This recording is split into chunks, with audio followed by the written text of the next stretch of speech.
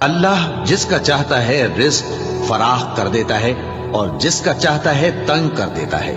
और काफिर लोग दुनिया की जिंदगी पर खुश हो रहे हैं और दुनिया की जिंदगी आखिरत के मुकाबले में बहुत थोड़ा सामान है। और काफिर कहते हैं कि इस पैगंबर पर इसके परवरदिगार की तरफ से कोई निशानी क्यों नाजिल नहीं हुई।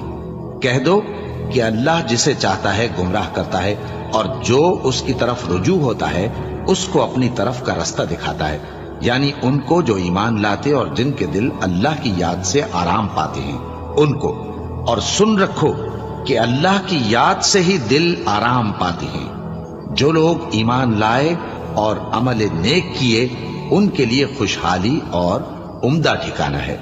जिस तरह हम पहले पैगंबर भेजते रहे हैं उसी तरह ए नबी हमने तुमको इस उम्मत में जिससे पहले बहुत सी उम्मतें गुजर चुकी हैं भेजा है, ताकि तुम इनको वो किताब